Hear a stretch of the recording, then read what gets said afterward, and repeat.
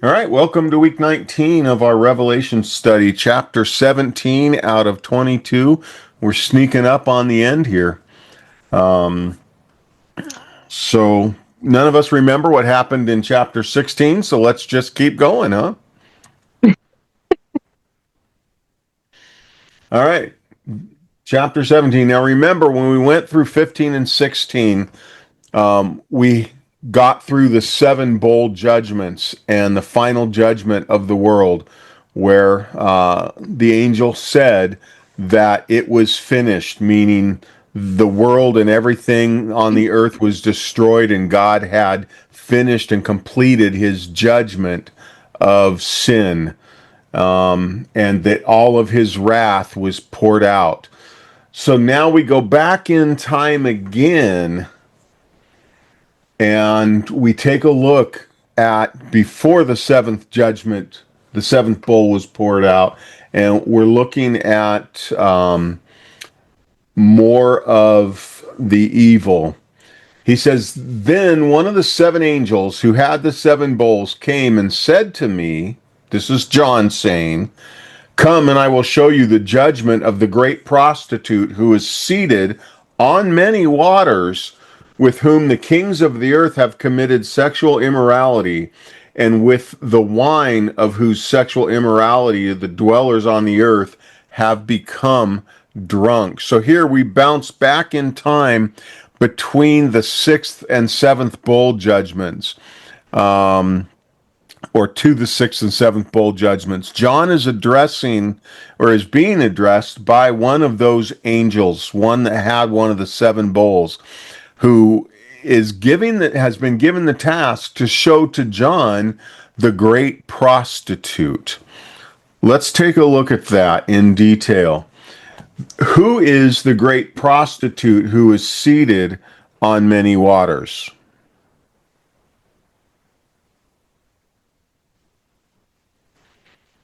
What does the text say? Do you have a Bible open, or do I I can go do. back? No, I have a Bible open. Where would I find that? In 17:2 or 17:1. Oh, 17:1. It says, Oops. it just says the punishment of the great prostitute. It doesn't Yeah, say who it is. it doesn't. So this is the woman that is representative of the spirit of Babylon. The Okay. Euphrates ran through Babylon. There were a number of tributaries and sloughs that gave the city the nickname, the city of many waters. So Babylon, amongst all of its other things, was known for having many, many rivers and creeks and streams running through it, that were breakoffs from the Euphrates. In his revelation, John has referred several times to the evils of the world and of Babylon represented by sexual sins. Why do you think that sexual sins are the ones that he continues to use as the sins of Babylon, which is the world in this instance? Because there's so much of it. It a lot of times so many other crimes come off of it. I don't know. Okay. Any thoughts, Lynn? Uh, Only that maybe it's the worst of all of them. I don't Okay. know. I think It's that's a really good answer. Would you say that in God's eyes all sins are the same? Say a sin is a sin is a sin. It's Okay. humans that signify what is worse and better. Okay. What do you think, Lynn? no, I think there are levels. Yeah. So in one way, you're both right. Every sin, whether it's the sin of stealing a candy bar when you're 13, or the sin of multiple murders bar us from God's presence, right? Yep. They break God's holiness and leave us apart from the Lord because God can't have anything to do with sin, and we are by our nature sinful people. But God is really clear throughout the Old Testament that there are varying degrees of punishment and discipline for different sins. And so, one sin might require you to um, pay your neighbor 4 times what you stole from him, right? Or if you kill his donkey, you have to pay back his donkey for the value of 4 times of what it's worth. Other sins require a life payment. If you murder someone, that's a sin of death. So while all sin bars us from the Lord's presence, they aren't all seen the same in kingdom eyes. God sees them differently, and one of the worst is the sexual sins that the world engages in. And That I was think that the book. Go ahead. I'm sorry. like Sodom and Gomorrah, what he did to them. Well, yeah. I mean, and it's sins like Sodom and Gomorrah, which I mean that's that idea of um, especially male, but either same-sex sexual relationships. Obviously, God calls an aberration, right? But Right. He says that if two unmarried people are caught in sexual sin, stone them to death, and that's if they're of opposite sex, right? He has a sexual requirement that he wants his people to have the standard of, and he takes that very seriously. Um, and Where is that written? in it's one of the laws in the Old Testament. I don't have the reference right offhand, but I can get it for you if you'd like. Of course, that's all. We can read all of these laws, and then we understand that when we are saved, all of that is, written off, and that goes away in the eyes of God because of our salvation. Therefore, there is no condemnation for those who are in Christ Jesus. But Who repent and turn from their ways. correct, Right. correct. Sexual sins are throughout the New Testament spoken of as something that keeps us out of heaven, right? Yeah. And so Babylon and Greece in Jesus' day were areas that sexual sin ran as rampant as it does today in just about every way. Opposite sex, same sex, child sex, all of it was part of their society. And in fact, one of the ways to donate to the temples in Jesus' day and in Paul's day was to go to the temple prostitutes. They worked for the church, if you would, the temple, not the Christian church, but they worked for the pagan gods, and that's how they made a lot of their money. Yeah, was the concubines and stuff too. Well, and there's all of that. So God sees sexual sin much different than man does. Um, Look and at the sexual sin and how it destroys a person. It's not just a physical thing. It's physical, mental, emotional.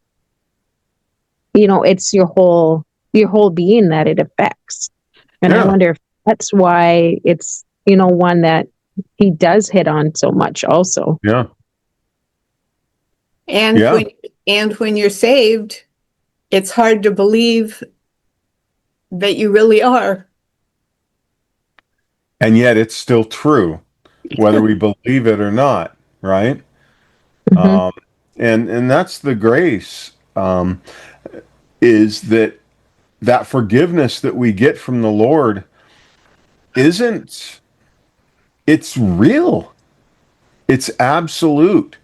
And where we struggle to figure out ourselves, he's thinking, I don't even know what you're talking about when you keep apologizing for the same thing, because I let that go. So, and I forgot it. But he doesn't forget the sins of the world. And sexual sin is the one that he speaks of most and almost totally in the book of Revelation. Let's look at verse 3. And this angel carried me away in the spirit into a wilderness. And I saw a woman sitting on a scarlet beast that was full of blasphemous names, and it had 7 heads and 10 horns. It says that the angel carried John into the wilderness. What is the significance of the wilderness? Why did the angel have to take him there? That's what Satan likes to do. Didn't he take Jesus into the wilderness too? Or Yeah. no, Jesus into the wilderness, Well, and that's where he was tempted. Yes. Yeah. Yeah.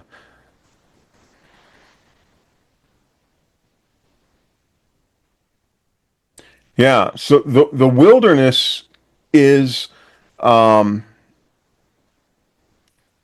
as we look at this, cities are representative in scripture of evil places.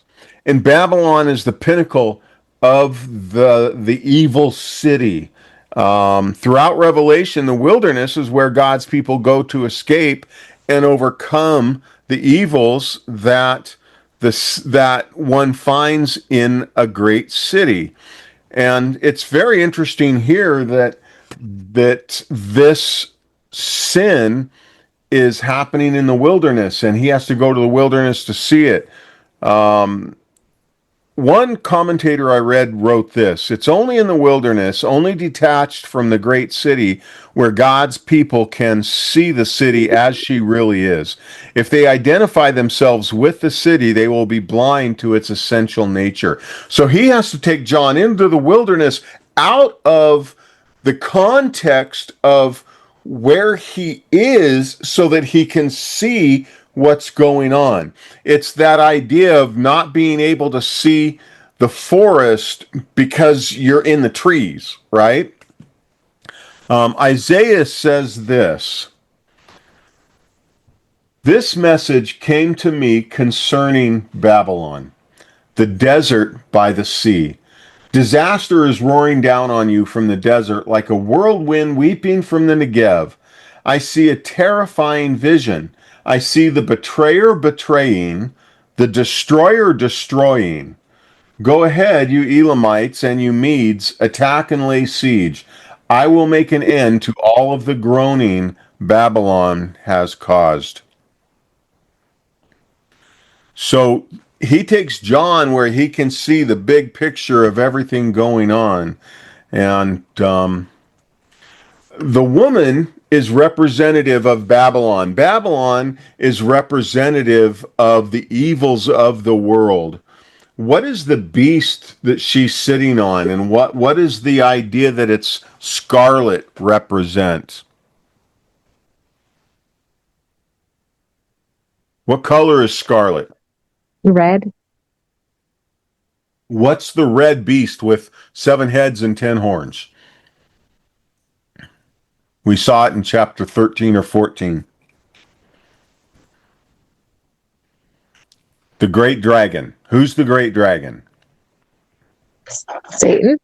Satan. So here, when we read this, John sees over the city a woman sitting on a red dragon that was full of blasphemous names, and it had 7 heads and 10 horns, which is what was described when John described the dragon the first time. So the beast is riding the dragon, attached to it.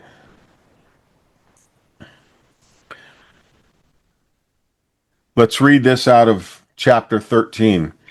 And I saw a beast rising out of the sea with 10 horns and 7 heads, and with 10 diadems on its horns and blasphemous names written on its head. So John sees that the sins and evils of Babylon, of the world, are directly correlated and attached to the enemy of God.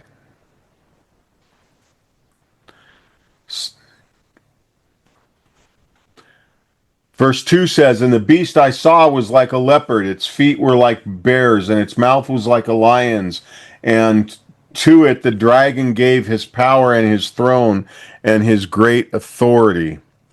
Revelation 12:3 says, "Another sign appeared in heaven, behold, a great red dragon." So there is no question, based on what John has already seen in his vision, who this beast is that the woman, that Babylon is riding. It's nice when it's clear for a change, isn't it? Verse 4. Any questions before we go on? All right, verse 4. "The woman was arrayed in purple and scarlet and adorned with gold and jewels and pearls, holding in her hand a golden cup full of abominations and the impurities of her sexual immorality." Hold on to those words for a couple of minutes here. The question is, the harlot is dressed in purple, scarlet, and gems. What are the implications of all of that? Well, purple is royalty. Yes.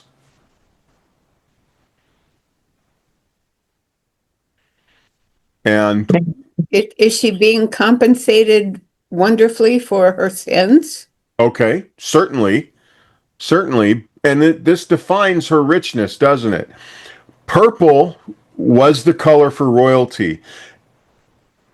In ancient Greek, some colors were incredibly expensive because they were so hard to manufacture. And a true bright red was one of those. And so to have scarlet robes showed just by the color your wealth and standing in society. And then the gems just reinforces all of that.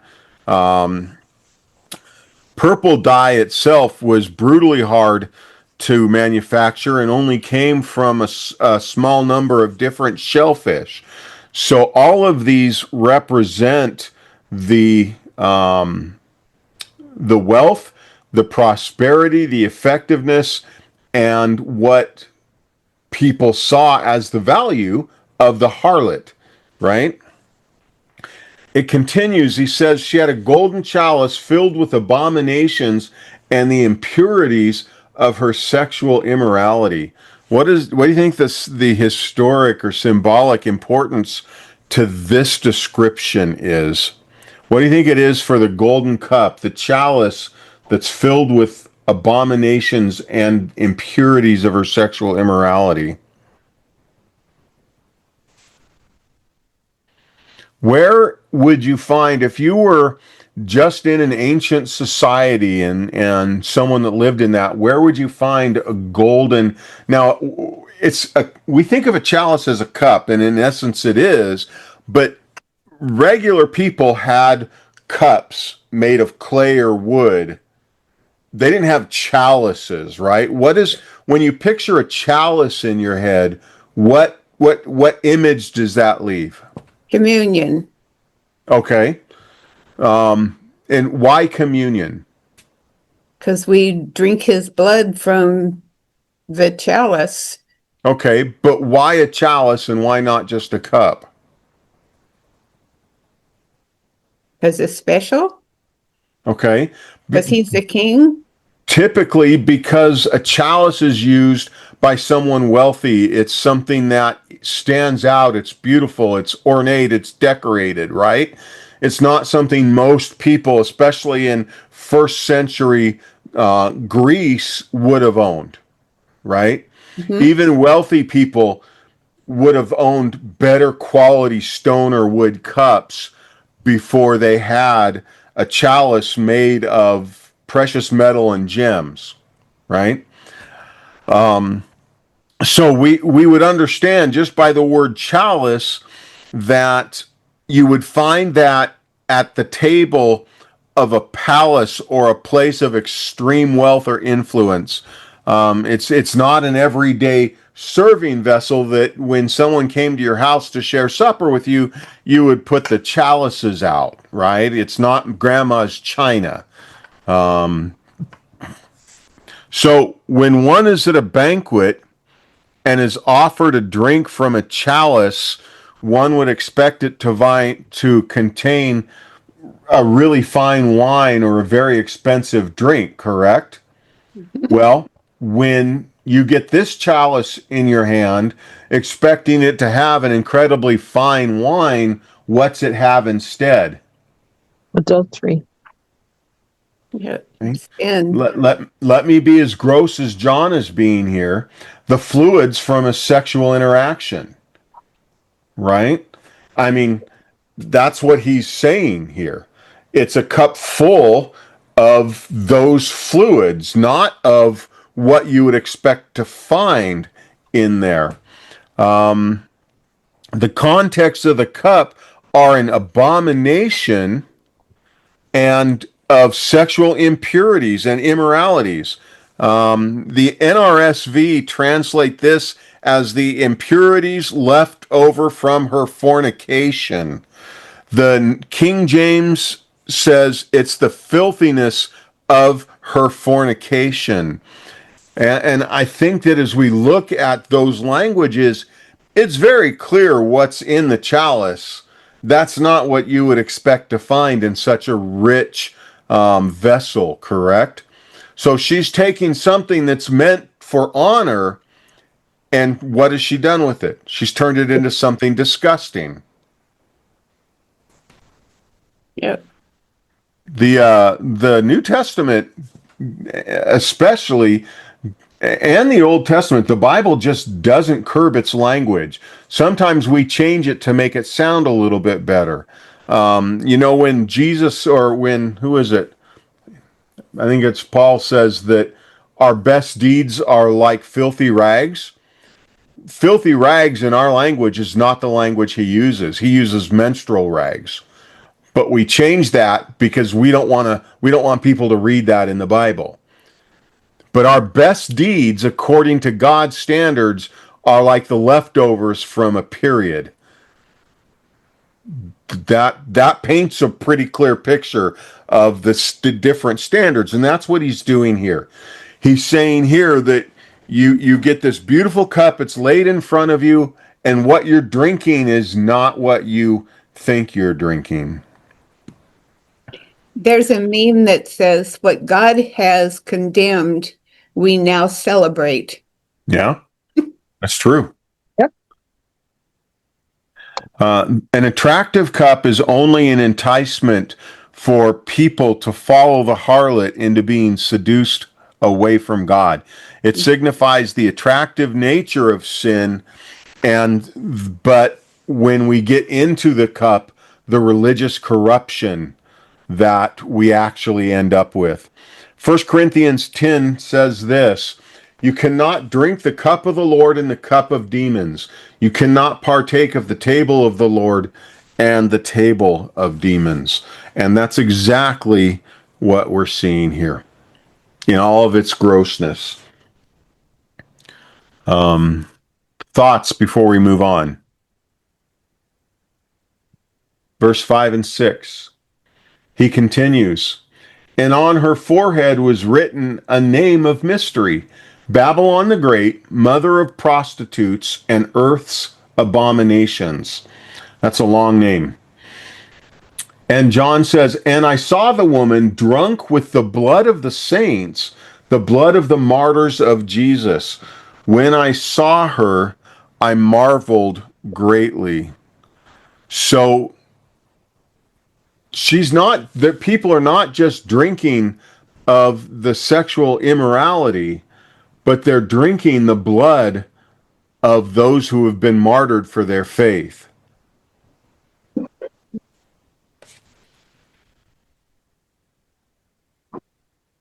John calls her name a name of mystery. Why do you think that would be?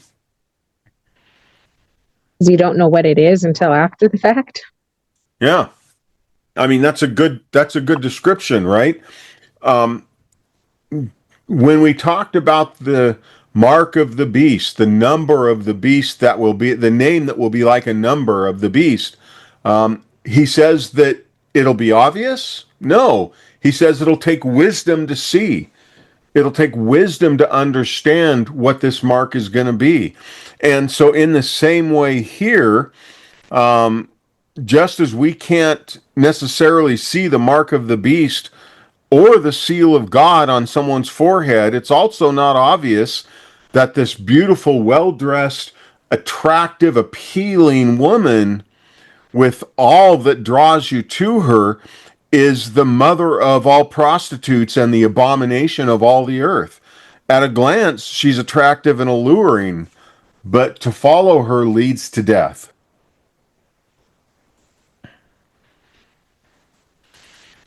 In verse 6, that says this, and I saw the woman drunk with the blood of the saints, the blood of the martyrs of Jesus. When I saw her, I marveled greatly. John can clearly see the truth of this woman. What is that? What is the truth that he sees?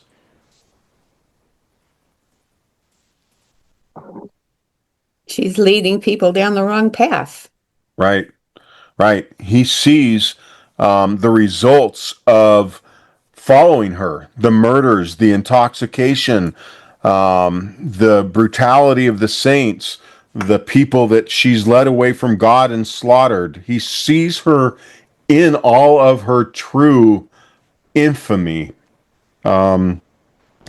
She's revealed as an atrocity and not an attraction. Why do you think he said that after seeing her, he marveled greatly? What do you think marveled greatly means? Surprised on how she can deceive so many. Yeah, right. To be marveled means to kind of be in awe, right? And greatly means deep awe, great surprise. It's not like, oh, this is awesome. It's how can anybody fall for this, right? How can anybody be drawn away by this? And he's astonished in this beautiful, attractive, adorned woman. If you look, being able to see her in all of her evil truth. I don't remember what movie it was, but I was watching a movie recently. Just it was on in the background while I was working, and it was a vampire movie, I think, or something like that, some kind of monster movie. And this guy was being led to this beautiful woman, and in the middle of the kiss that she talked him into, he all of a sudden saw her for what she was, and she was basically a dusty, bleeding corpse. And he's in the middle of a passionate kiss with this thing. Well, John can see this, and he's just surprised that nobody else is, that people are being led astray by this. This happens all the time, though, doesn't it? Yeah, sure it Led does. astray by things that look attractive and yet are absolutely not. All right, verses 7 and 8. But the angel said to me, why do you marvel? Why are you surprised? I tell you that the mystery of this woman, I will tell you the mystery of this woman and of the beast with the 7 heads and 10 horns that carries her. Finally, we get an answer. The beast that you saw was and is not, and is about to rise from the bottomless pit and go to destruction.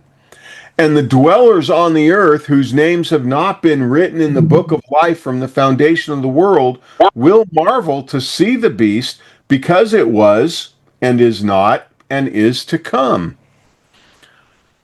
The beast that was and is not and is to come. Why did the angel question why John was marveling.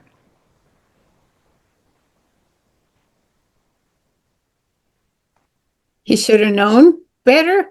I don't know. Yeah. That's Why what are my you guess. Yeah, why are you surprised at this evil? Why are you surprised at this evil? He says it's a rhetorical question because everything that John has seen, this one shouldn't frighten him. He knows the end of the book, right? And then he explains the beast, the one who is and then was not and then is to come. I don't get that. Yes, you do. Yes, you do. You remember that at some point, regardless of how your theology plays itself out as you view the end times, Jesus will reign for 1,000 years on earth, right? Well, before his reign, he takes the devil and he sticks him in the bottomless pit. Ah, that's right. Right. Yeah. And so what we're seeing here is all of this written history has skipped everything that happens in this 1,000-year reign. So that just like flash and it's just bypassed. So somewhere in these 7 bowls, 7 trumpets, and 7 scroll judgments, somewhere in the middle of all that takes place this 1,000-year reign, certainly before the 6th and the 7th bowl judgment. And when Jesus comes down, he grabs this dude by the scruff of the neck and he says, "You're done for a while," and he tosses him in the pit and locks him and all of his demons in there before they're released again. So he was and is not. He is not because they're in the middle of that 1,000-year reign period. And he is to come because Jesus is about to remove his reign and remove himself so that the last battle can take place and the enemies will cross the river Euphrates, which whatever that river is, they'll go from the east into the west and make war on the last of God's people and on each other. So Jesus is about to leave the world and the devil's about to be released again to do all of his nasty to the earth. And so then here what? we see that. What's that? And then what? Well, remember the beast is the Antichrist. He existed. He is not because he suffered a mortal wound. Then he was cuffed and held in the pit, the abyss, until Jesus' 1,000-year reign was over. Now he's about to rise, recovering from the mortal wound, to rise at the call of the dragon and continue his murder and deception on earth. And hopefully we're already up there with Jesus. Yes. Yes. Well, even if Jesus comes back tomorrow, this happens at the end of the 1,000-year reign. We're not going to live that long. And at that point, Jesus pulls all of his church. Now, again, I'm going to step back. I've avoided talking about this. If you are a believer in the pre-tribulation, premillennial rapture of the church disappeared before all of this. Okay? If you are, like me, a believer in the premillennial, means the church is removed before Jesus comes or at the time Jesus comes, but goes through the tribulations up to the point Jesus comes, then it's when he comes that he removes his church. Either way, if he comes for the 1,000-year reign and we're still here, we don't believe in him and we have a different problem on our hands because he's taking his church away at that point. Does that make sense? Yeah. And so anybody that comes to believe in him comes after the church is removed because the church has been removed and they realize they've been left behind, as the movies go and books go. The last sentence in verse 8 says, "And the dwellers on the earth whose names have not been written in the book of life from the foundation of the world will marvel to see the beast, because it was and is not and is to come. This simply describes the awe of the people who are followers of the enemy, marveling, being rejoicing, and being in awe of the beast that was killed and now has risen from the dead, and they will follow him. Right? Verses 9 through 11. Then the angel says this calls for a mind with wisdom. The 7 heads are 7 mountains on which the woman is seated. They are also 7 kings, 5 of whom have fallen. One is, and the other hasn't come yet. And when he does come, he must only remain a little while. As for the beast that was and is not and is, it is an 8th, but belongs to the 7, and it goes to destruction. Let's talk about that. Like one of Jesus's parables, he says this takes wisdom. It simply means it's not meant for everybody to understand. You might remember from the New Testament, Peter asks, well, the disciples ask Jesus, why do you speak to us in parables? He says, because not everybody is supposed to understand, because if they did, they'd repent. And if they repented, they'd be set free. And that's not what he wants. He wants only those who have some spiritual desire to understand what he's teaching. So here, we can try and work out. It says the 7 hills. This is how the city of Rome was often described in ancient literature. Remember, the city here doesn't just define Rome, just like Babylon doesn't define the ancient city of Babylon. It's symbolic for every city and no specific city. The harlot has always been the enemy of the bride, both literally and figuratively, right? How many marriages have been wrecked because of the prostitute, right? That could be pornography, that guys are constantly, utterly destroying their marriages. It could be, we saw that, I mean, if you're paying any attention to social media over the last month, you've seen this idiot CEO who got caught on the large screen cheating on his wife at a Coldplay concert, right? It's that desire for sex that God has not given us the right to have that leads us astray. That's the harlot. 7 kings, 5 who have fallen. They're dead. They're out of the way. 1 king is on the throne and 1 king has yet to come. And when he comes, he won't reign long. A common idea of that is the 5 that have fallen are Old Babylon, Assyria, the New Babylon, the Persian Empire, and the Greco-Roman Macedonian Empire. The one that is to come is a new Roman, and then when the Antichrist comes, they'll come out of the east, and that'll be a new one that won't last a long time because time will end and war will take over. It's all speculation, but we need to be watching for these things, and it will take wisdom, just like the number of the beast. Do you think that coming out of the East is actually from like the Middle East, or do you think that's a figure of speech? Well, I think it's farther than the Middle East, actually. I think it's coming out of China and Russia and maybe even North Korea.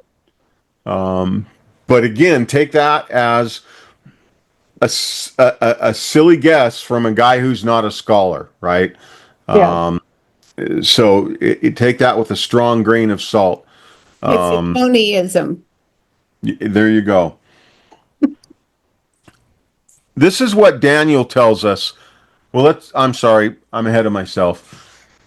And he continues, and the 10 horns that you saw were the 10 kings who have not yet received royal power, but they are to receive authority as kings for 1 hour together with the beast. These are of one mind, and they hand over their power and authority to the beast. So Daniel says this: as for the 10 horns, out of this kingdom 10 kings will arise, and another shall arise after them, and he shall be different from the former ones, and shall put down 3 kings. So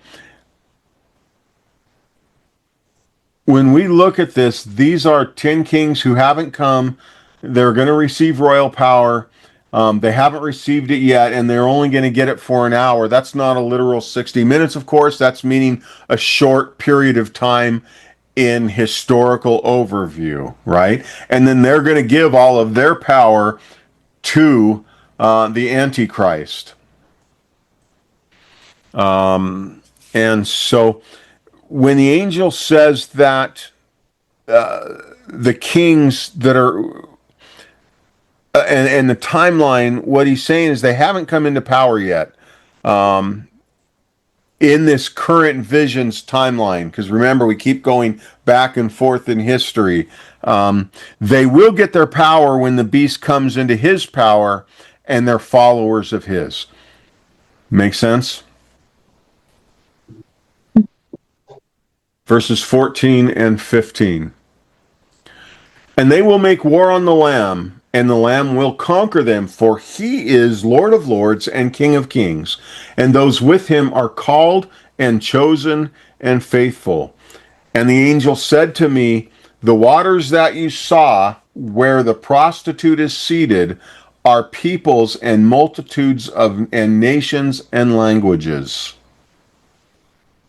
Verse 14 is John looking into the end and seeing all of the attempts of the enemy to dislodge the Lamb, but without success, because the Lamb overcomes.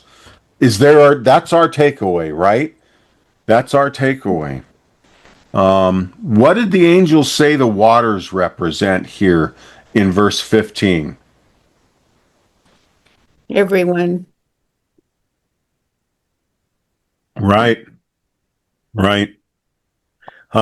It's the nations and the people all under Babylon's domain. They're representative of the uncountable number of the human multitude that have given their allegiance to the enemy. Ah. And so it won't be a small group of folks, right? What did Jesus say in Matthew chapter 7? He said that narrow is the way, but most people will walk the wide path, right? That was Tony's version of that verse, by the way. Verses 16 through 18. And the 10 horns that you saw, they and the beast will hate the prostitute. They will make her desolate and naked, and devour her flesh, and burn her up with fire. For God has put it in their hearts to carry out his purpose by being of one mind, and handing over their royal power to the beast until the words of God are fulfilled. And the woman that you saw is the great city that has dominion over the kings of the earth. This is really interesting. Verse 16, the beast will hate the prostitute. They will make her desolate and naked, and devour her flesh, and burn her up with fire.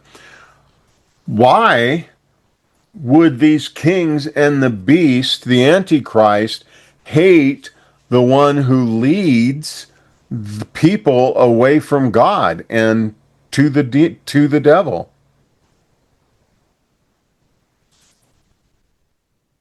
Are they realizing it's that she's taking them to destruction? No, destruction is their goal. Even themselves? Well, evil can't stand rival leaders, right? Evil leadership can't stand a rival power. And I mean, if you look at how even that works today, North Korea is an evil power in the world. But he answers to what China is willing to allow him to do, even in his insanity. China answers to what Russia supports, right? And so there's always a level of evil leadership that wants to rule even the other powers. So all of the world is getting drawn to the desires of Babylon, and they're taking away from the worship of the Antichrist. And so he acts within his infighting that's a design of God. They start fighting amongst themselves and devouring each other. Here, the angel reveals the woman's identity. She's the great city that reigns over all of the kings of the earth. She represents the economic and religious system of world history. And in John's day, it was Rome. In the end days, it may be Beijing, it may be Moscow, it may be who knows, right? Persia, we don't know. It may be a city that doesn't exist today. But at some point, the powers that be will be tired of being governed by one central authority, and they'll rebel. Not to God's side, but they'll rebel against the leading authority, which is the Antichrist. Mm.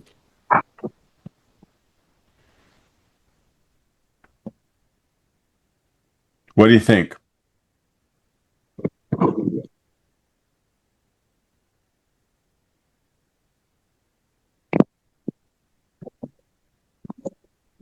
What's a takeaway from today? What's it make you think of?